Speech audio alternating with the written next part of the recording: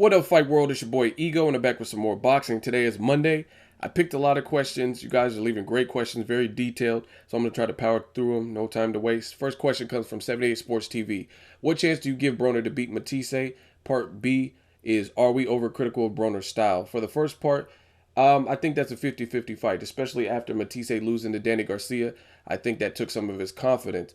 Matthysse was dropped 2 times immediately after the Danny Garcia fight by John Molina. And then Broner fought John Molina. And I'm not doing a triangle theory. I'm just saying, I think, a long story short, I think Lucas Matthysse, his confidence is shook. But he has a tough test with Ruslan Provodnikov. So I'm looking forward to that particular fight. And I want to see how he looks. But I do, at the moment, think that's a 50-50 fight. Broner, I would say, has the size advantage. He's definitely the more athletic. And he has better speed than Lucas Matthysse. So I think it's an interesting fight. But it is a gamble for Broner. I think his last fight versus John Molina, he sharpshooted. He showed a better defense. He was very quick, and he was good with his counterpunching. So it was a solid performance, but I also look at the real of the situation, and John Molina came out with a poor game plan. I can't imagine Lucas Matthysse would fight in that manner. I think Lucas Matthysse would go for broke a bit more, and I think just in general he's a better boxer puncher. So I think it's a 50-50 fight. Broner needs to watch getting clipped and pushed against the ropes, because I still see him getting clipped with shots like that. But I think it's a 50-50 fight. It's a good fight. The athleticism and defense go towards Broner. Overall, like, just mental focus and aggression, I would say, goes to Lucas Matthysse. And Lucas Matthysse is also a good body puncher. So 50-50 fight. Part B of your question, are we overcritical of Broner's style? Absolutely. I definitely think people are. I think it's a variety of different reasons. One reason is I think Broner brings it upon himself. Even with Floyd Mayweather, when you look at Floyd Mayweather, he says he's greater than Ali or TBE. You kind of put a bullseye on your back, because some people just won't like that regardless. Difference being, Floyd Mayweather, he'll write the check and then he'll also cash it. He'll talk shit about Mosley. He'll talk shit about Ricky Hatton. He'll talk shit about De La Hoya, Canelo. He's like, Chucky, the Notre Dame mascot, and nobody's been able to shut him up. So his situation's a little bit different. He's facing Pacquiao. We'll see how that turns out.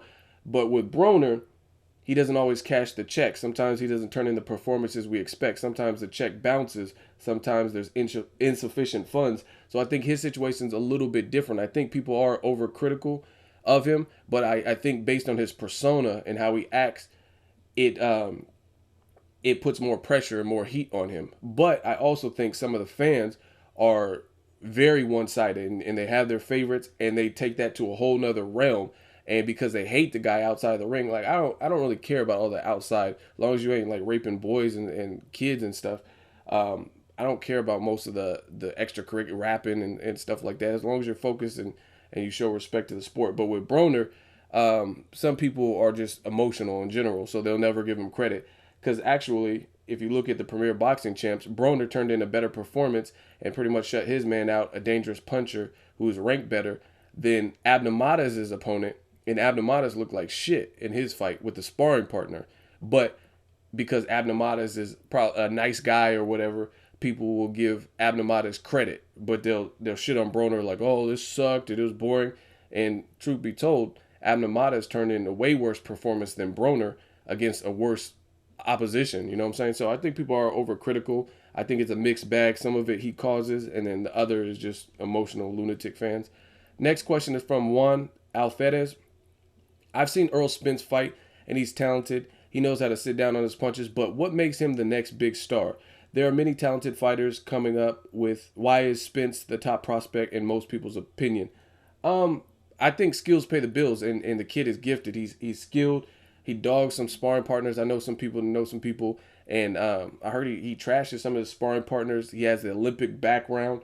He's just a young, hot prospect, and what really separates him from other people, there's a lot of guys who are just young and up and coming, but they're still rough around the edges. They're not necessarily ready to immediately transition to top level competition in the pro rankings. They, like I said, they need to build their confidence and stuff.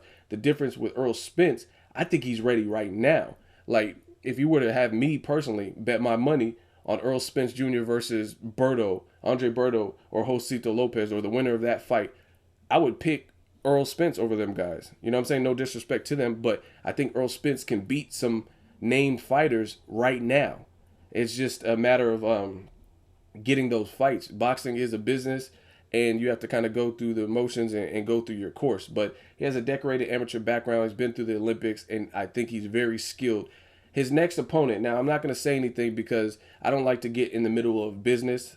I don't know, and the other thing is credibility. I'm not trying to say he's going to be fighting this, and then, boxing happens, and he won't, it falls apart or something, and I look like I'm lying. So I'm not going to say who I'm hearing that his next opponent will be. But if it is the person that I've heard, then it's going to be a good gauge because we've seen this fighter in with another big name fighter. So it'll be good to see how Errol Spence handles business with that opponent versus the other big names that have fought that opponent. So I think people will get a real idea of the skill set that this kid has. And I think that's the biggest difference. That's why people praise him, is because I think he's ready now. There's welterweights with bigger names that I think he can beat right now versus some other people in different divisions and up and comers. They're good, but they're not ready for the big names at the moment. They got to build up and stuff like that. So that's my answer to your question. Next question is from Alex Stanaland. Do you think Thurman's power is overrated? His last 2 fights have gone the distance. I know Robert was tough, but so was Murray, but Triple G still stopped him. I like Thurman, but Golovkin is the real KO beast. Now, I do think Thurman's power is real. I don't think it's overrated at all because, I mean, people get in the habit of comparing. Just because you have 2 power punchers or 2 people with some similarity doesn't make their fights the same. You know what I mean? Keith Thurman, he was battling a nasty knot on his head versus Triple G, had no injuries at all in his fight. So yeah, Triple G might have been able to get Martin Murray out of there, press the action a bit more. But also another thing is Robert Guerrero, aside from being tough, I think Guerrero, maybe he has more power per his division than Murray had per his division. I told you guys Murray is a good boxer, but he's not, in my prediction video, I told you he's not really powerful. He's not like a good big puncher or anything like that. So you can't even really compare. Golovkin does what Golovkin does, but Keith Thurman, I don't think his power is overrated. Everyone he's been in with, he's either stopped him or he's hurt him. Leonard Bundu, he didn't get a stoppage, but Leonard Bundu also, after that knockdown in the first round, didn't really engage. It was like he was just trying to survive. He was just kept switching stances and he didn't throw any punches. It's very, very hard. Some people don't, if you never box, you don't know some of these things, but some people don't realize that when you have someone who's just willing to survive and they're not throwing anything, that reduces the amount of openings that you have. Martin Murray was landing counters on Triple G. He just didn't have the power to deter him or stop him from coming forward.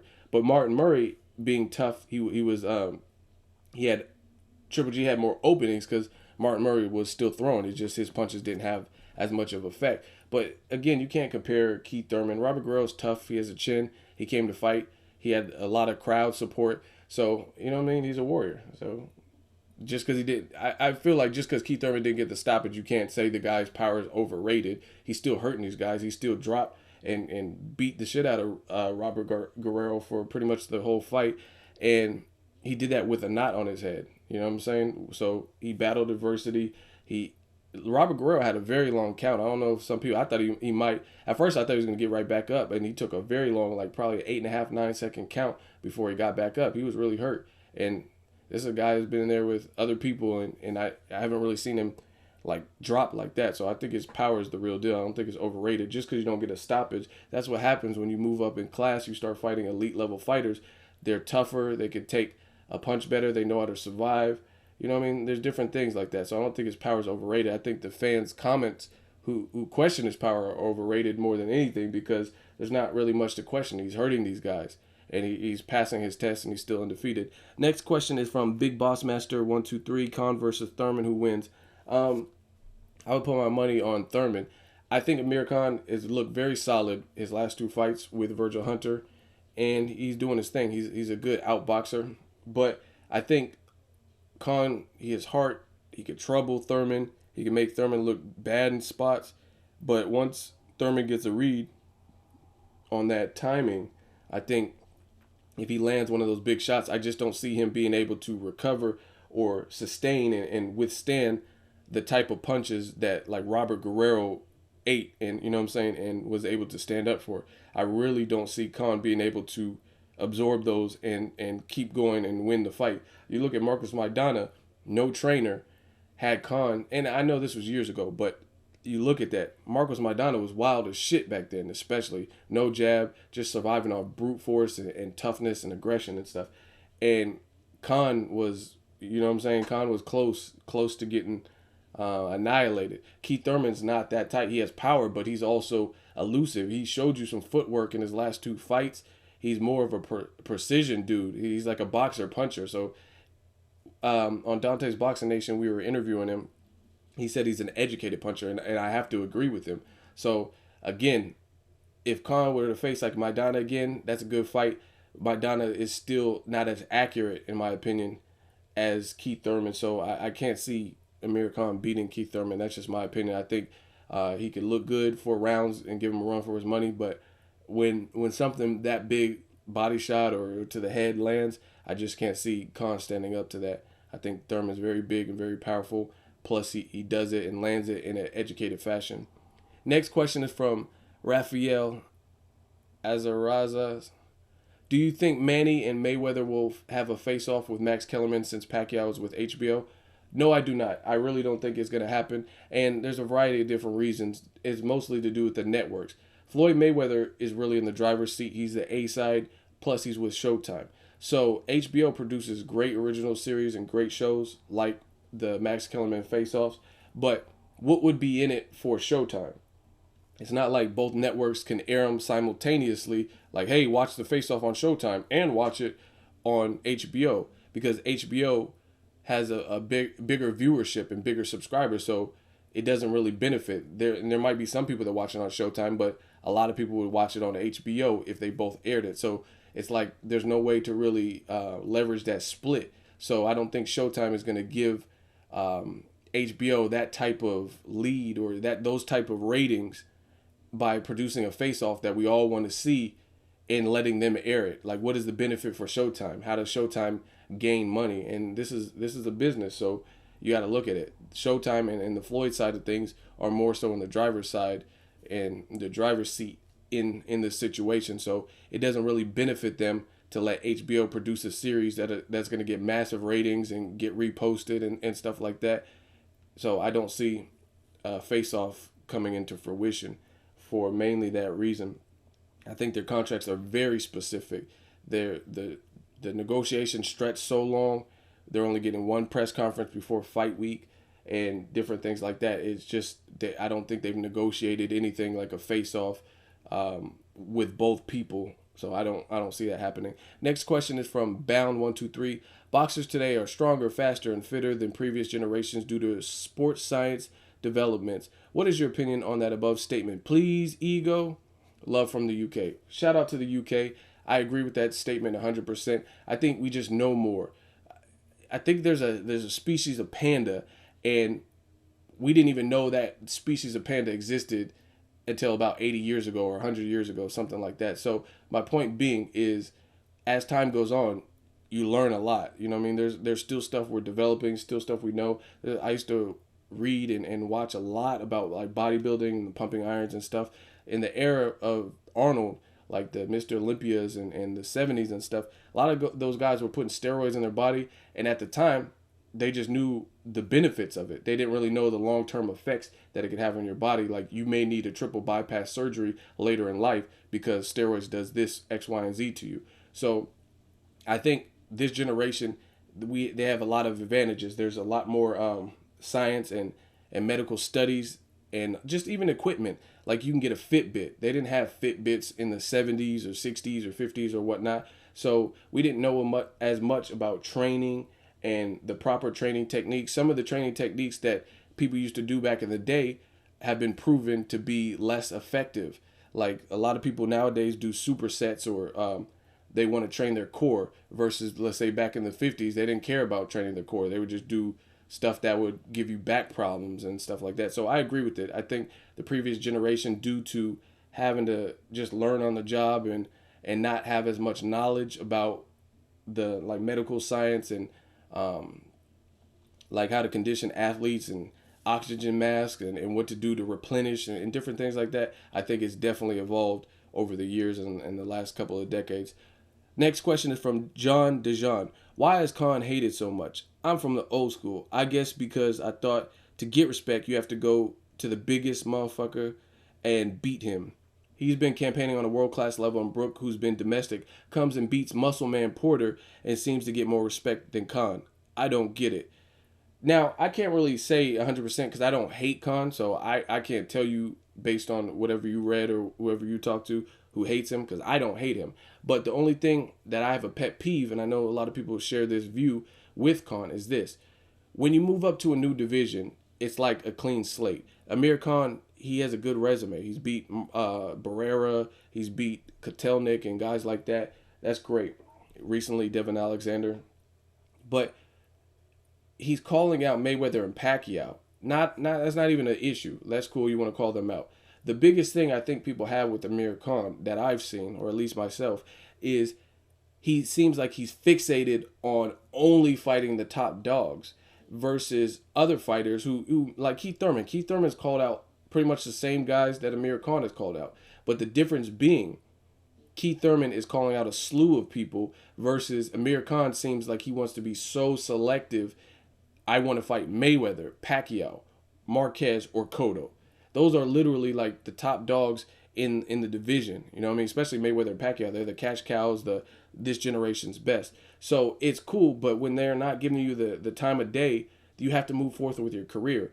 Khan already stalled out his career in the first Devin Alexander fight when it was supposed to happen, thinking he was going to get in the Mayweather sweepstakes, and he didn't. So he just took an unnecessary year off. So when people hate on Khan or get mad, I think a lot of them, I can't speak for everybody, but a lot of them, that's their pet peeve, is that he's so fixated on Mayweather, Pacquiao, that they feel he's not taking other risks or just moving forth with his career. Like I said, Keith Thurman called out Pacquiao before. He's called out Khan. He's called out Mayweather. He's called out all the same people, but he's keeping his options open. He went ahead and fought Robert Guerrero. He says he wants to fight Mike Donna.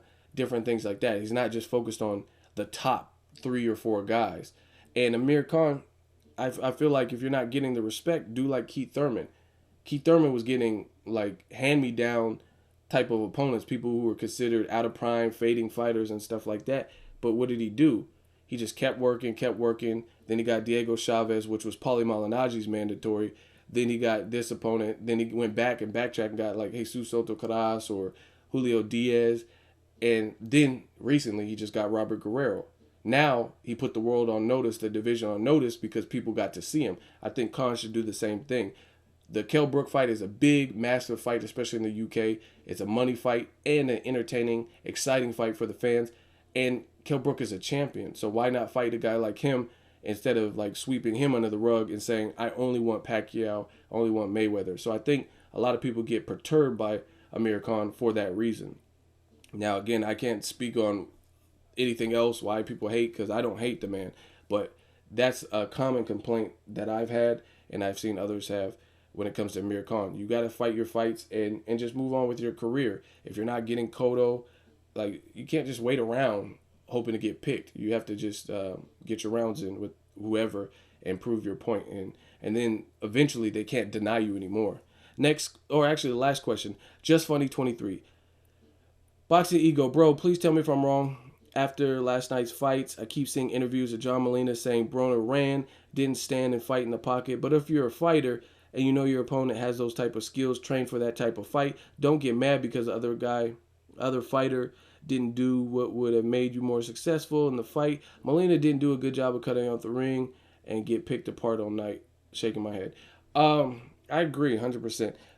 At the end of the day, I think Broner could have put his foot on the gas more to make a more of a statement, just given the fact that John Molina came out with that game plan and wasn't really pressing the action. He wasn't throwing, it wasn't like he was throwing a Paulie Malignaggi volume of punches. That's my only complaint with his performance. But he did what he had to do. He secured the victory and he won the fight convincingly. So It's not up to Broner. It's not up to Team Broner, his corner, to do anything that aids or make it easier for John Molina or whoever they're facing. That's just stupid. Why would you do something that gives another person an advantage? Like, some people want some ruffian, like, gladiator dumb shit. Like, sit still and bang and see whose head falls off first. Like, that's stupid. No one's gonna do that. And I mean, even look at Robert Guerrero, true warrior. Robert Guerrero, I mean, he has a ton of heart, but he got hurt, and Keith Thurman pounced on him, and he started holding. He was really holding on for dear life because he was hurt, and Keith Thurman was trying to put it on him. So that's what a veteran does. He knows how to survive, and Guerrero was able to see the final bell. So I don't get this whole running situation where people are like, oh, this person ran and that. I mean, if you're hurt, it's either fight or flight. You're gonna fight and possibly get knocked out, maybe hurt your opponent back, or you have to regain your senses and survive for that moment, and then, you know what I mean, get it together. So it's not up to Broner to fight. Like, if you have any advantage, like if speed is your deal, Broner has speed over John Molina. He's gonna throw punches slower to give Molina an opportunity to counter him. Like, all that running shit, and people, it just sounds like sour grapes to me when people say that the man you wanted to win didn't win. You hate Broner, you hate this fighter, and just deal with it. Like, stop making these fucking excuses. Shout out to the man that won. I'm reading people said it was a fixed fight. When Broner got the shit beat out of him by Marcos Maidana was the underdog in that particular fight, but it wasn't no fixed fight. It was just a great fight. Everyone, oh yeah, Broner, this is the best fight ever, fight of the year. Because the guy you like got destroyed and was getting knocked down and stuff like that. So why weren't there a lot of people like proclaiming that Maidana, who was an underdog, why weren't they claiming that that was a fixed fight when Maidana was like smoking Broner? But when Broner, the favorite, versus John Molina, like schools him, outclasses him easy, then all of a sudden it's a fixed fight. This ain't the same John Molina fought Lucas Matthysse. This ain't Lucas Matthysse. They bring different things. Yeah, Lucas has power. He's a good fighter. He's a boxer puncher, but he don't move like Broner. His defense didn't look as good as Broner. He doesn't have Broner's speed. So styles make fights. I don't know how else I could say this, how many other languages I could tell people. Styles make fights. Because a boxer has a puncher, he's a boxer puncher, doesn't mean he's going to have a better time. John Molina, you know what I mean? People have different training camps, all kinds of stuff like that. But I agree with you. It is not Broner or any other fighter's obligation to make your night easier. You need to impose your will, impose your style, and force it. Julio Cesar Chavez, great at it. Like, he would get in there with slick boxers and make them fight the wrong type of fight for them. A slick boxer should use some lateral movement, use a jab, keep it at a range.